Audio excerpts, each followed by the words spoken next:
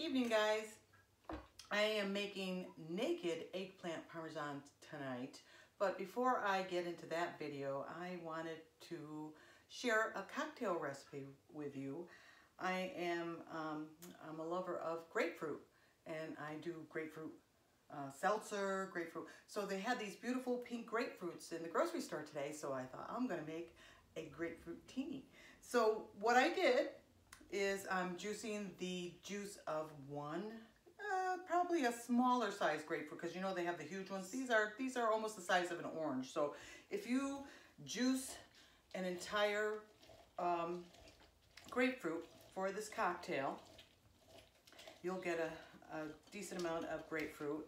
The pink grapefruit aren't as tart as your regular yellow grapefruit. So I'm going to get as much juice as possible out of this grapefruit. And I already zested a little piece of the grapefruit so that I can rim my little cocktail glass with that. I have a shaker here from my trip to Las Vegas. It's a Bellagio shaker. And I'm going to fill it up with some ice. For my handy ice maker, I've got a shaker full of ice. And typically I don't measure when I do cocktails. I've got a pretty good count going on, but we're gonna measure this. So I've got an ounce and a half ounce. So we're gonna do 2 ounces of grapefruit juice. Yum. 2 ounces of grapefruit juice. We're gonna do an ounce of triple sec. If you don't want to add triple sec, you can use simple syrup. So we're going to use triple sec for this. It's got a little orange liqueur, which is wonderful. I'm going to do, because I like them a little tart, so I'm going to just add an ounce of sour mix to that. And then I'm going to do 2 ounces of vodka. And for a mixed drink like this, I don't use my good vodka. I mean, for dirty martinis, I'm going to want to use my really, really good vodka. But for a mixed drink like this, lesser expensive. Not the cheap ones, but you're going to want to get, you don't have to get top shelf. So we're going to shake this up really, really well. And I'm going to go grab myself a cocktail glass, and I'll be right back with a cocktail glass, and I'll pour it. We'll put a cherry in. It's going to be wonderful. Hold on. I wasn't prepared. I forgot to get my cocktail glass. Shame on me. I got everything else, but no cocktail glass. So I've got my little piece of the zest of one of the grapefruits, of the grapefruit skin. Of course, I rinse the grapefruit before you do this because you don't want people handling this. This was in a bag, but still, there's a lot of people that handle this stuff, so you don't want that. Throw that on the bottom. Shake a little bit more. Make sure it's nice and cold. Shake that into your cocktail glass. I love martini glasses. I love the shape of them. I just feel fancy when I'm having a martini. So, and then I'm going to just take a maraschino cherry. And these are not the real good maraschino cherries. They're the, you know, the kind that you had when you were a kid. And sometimes I like to add a little rainbow to the bottom. So I just pour a little bit in the bottom so that it makes it darker on the bottom. And your cocktail looks like this. Isn't that lovely? Let's take a sip. Oh yes, this is good. Typically I don't have a cocktail before I cook, but I just wanted to do this before I got started on my eggplant parm. I'll be doing that soon. I'm gonna put this in the freezer for later, but we'll be back with a naked eggplant parm, and I'll be talking about that coming up.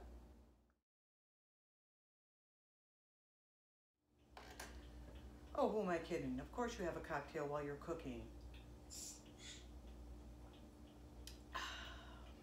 All my friends that know me probably laughed at the end of that video with me making a cocktail, saying I don't have a cocktail while I'm cooking. I am making naked eggplant parmesan. I like eggplant. I love eggplant parmesan, you know, the kind that's breaded and fried and whatnot. I do enjoy that, but sometimes that's a little too heavy, a little too rich, and I love eggplant on its own. So I make a naked eggplant parm. And of course, eggplant parmesan is eggplant and parmesan. So I did a little time-lapse video of me grating a mountain of Parmesan cheese, because rather than breading or flour, some people use egg and flour, some people use an egg wash and then put it in breadcrumbs and then fry it up in a pan. I've done that, and I really do like that eggplant Parmesan, but I really like eggplant and I like to lighten it up a little bit. So this is my version of eggplant Parmesan, and that's why I call it Naked Eggplant Parmesan. Now I've got a couple of pans that I've already sliced up, and what I did was I cut them in rounds, and I leave the skin on. I don't mind the skin. If you prefer to take the skin off, then peel the skins off the eggplant. I've done them in circles because I think it makes like nice little individual portions when you cut it out of the pan. I have done them the long way, where you stand it up and cut it down this way, but I'm not a great, it doesn't come out straight, so this is the easiest way. I cut them about 1/2 inch wide, and once I'm done cutting them, I put them on the baking dish with some paper towel. You can also put them in a colander. I've done that as well.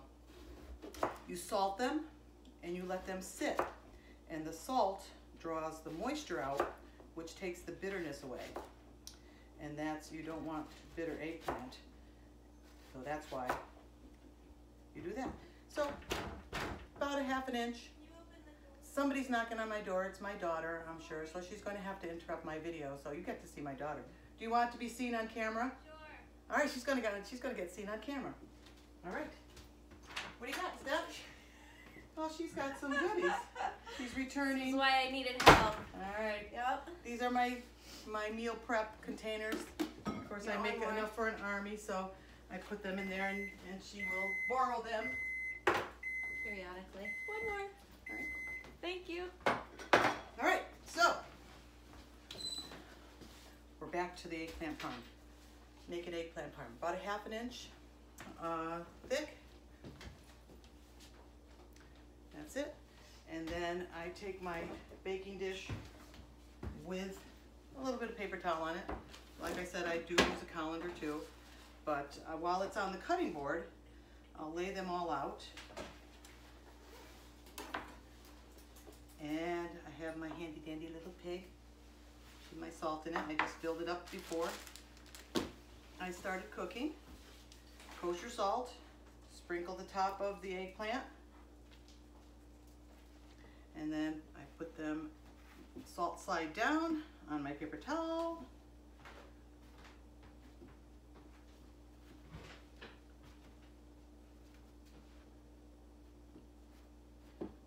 Try to fit them in on there. If they don't, you can put one on top of the other, and then you salt the other side.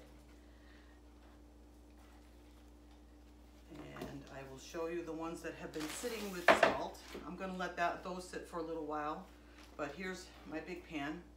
I put a little weight on them, so the pan was on top of it. So now I've got a paper towel, and you can see the moisture coming out of the eggplant. You see little droplets of moisture. So I'm going to let those go a little bit longer before I start building my eggplant parm. And the thing about naked eggplant parm is it's a lot easier and less time consuming and healthier than regular eggplant parm that's breaded and fried. So I will be back once these are done, and then we'll start assembling it in the dish. I do have my sauce cooking over here. It's the sauce that I made the other night. But once these are ready to be placed in the baking dish, I'll absorb the moisture with a paper towel, wipe the salt off of them. But I like to leave a little salt on because that's flavor. You salt every step of your way, so you just be careful when you're assembling it. You're not going to need to salt it when you assemble it because you've got plenty of salt in the Parmesan cheese and the eggplant has been salted. What I'm going to do before I assemble it, getting out of order here, is I'm going to take these eggplant and I'm going to bake them first, because you want the eggplant to be nice and soft, because you don't want chewy eggplant. You like the eggplant to be able to cut right into it, and it's almost you know, it just is so easy to cut through. So that's why I bake it first, and then I'll assemble it. So we'll get back to that as soon as the moisture has been rendered from my egg.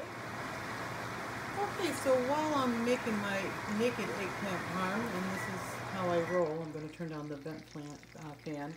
I have a carnivore that does not like eggplant parm that's coming tonight, and so I seared up some short ribs in my pan, and I'm going to put them in my Pampered Chef quick cooker for a little something for my daughter's boyfriend who likes meat. So while we're having eggplant parm, he's going to be having short ribs that I'm going to put a little bit of the sauce in my Pampered Chef quick cooker, and I'll cook those up so they're nice and tender, but they're nice and seared right now. I had to turn on my vent fan for that, and that's just how I cook. It's like I'm starting to do something else, realize that, okay, somebody's not going to be able to eat tonight or enjoy what I'm making, so let's make something else for them. I'm still waiting for my eggplant parm to bake for a little bit. They've been in there for, I don't know, about 25 minutes. Probably let them go until they're nice and soft. Carl's investigating a box. I got a box from my favorite place, Amazon. Throw it on the floor and Carl will jump into it. But in my first video, I talked about how I had never made pasta. And I have a KitchenAid, so I found an awesome deal on Amazon for a pasta maker. So I'm very excited. I'm going to give it a go. Maybe I'll share my video with you, but I got a wonderful KitchenAid pasta maker for my KitchenAid, and for the same price that they had it on QVC, I also got this little roller, and I got the pasta holder so that it can stand there and dry. I'm very excited to do that because I've never done it before. So I have to, you know, research it a little bit more, what kind of pasta I want to make, what kind of flour I have to get. So once I get all that stuff, then I'll put out my handy dandy KitchenAid, attach my pasta maker, and maybe I'll make pasta. How cool would that be?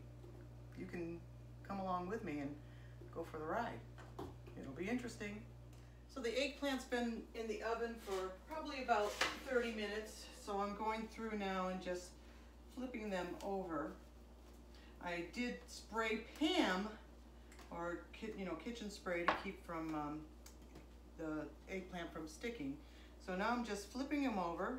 I'm going to put them in there for probably another, I don't know, I'm thinking, you know, they're nice and tender, but I want them really, really, really tender, almost falling apart. They're going to cook in the sauce, and that'll help, you know, tenderize them as well. But right now they've been in about 30 minutes at 350. I turned them over, putting them back in, and we'll let them go for, I'm going to check them again probably in about 15-20 minutes. Okay, so I've taken some of the eggplant out. There's still another tray in there that I think needs to go for a little bit longer, but they were in there for probably about 45 minutes. And they're going to cook some more in the sauce. What I did was I took my baking dish and I put a layer of sauce on the bottom. And I'm just going to try to find the biggest pieces I can. I have 3 eggplants that I did for this particular recipe. I think it'll be enough with this tray and with the tray that's in the oven. So we're just going to put a layer down. I try to put the biggest pieces down. And then if there's a space, then I find a little piece. There's a little piece there, and I'll just fill in the spaces. So we've got a space here. Just mush them together. There's a little space here on the corner. So you just kind of piece it together like a puzzle.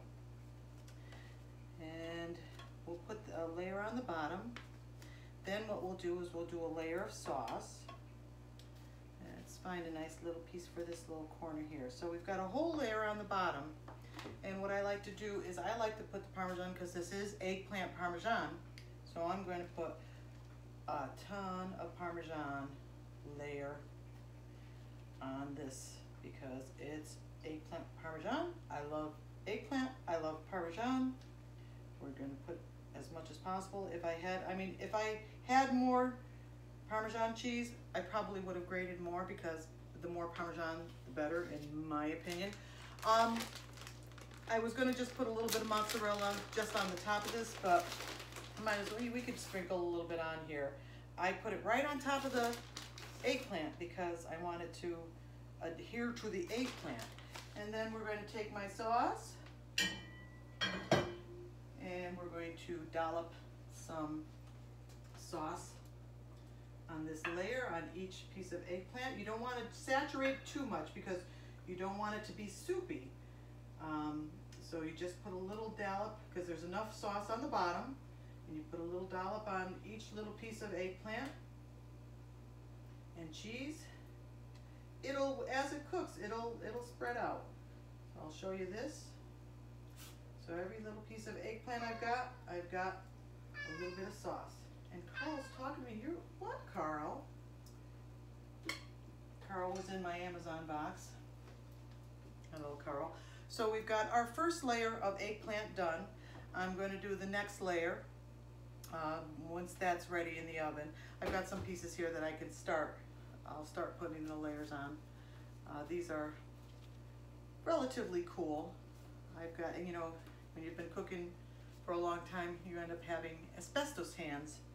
So it takes takes a lot to really burn the hands. So I'm going to continue on. I'm going to do another layer of eggplant. We'll see how much eggplant I have left. Maybe I can get 3 layers. That would be awesome.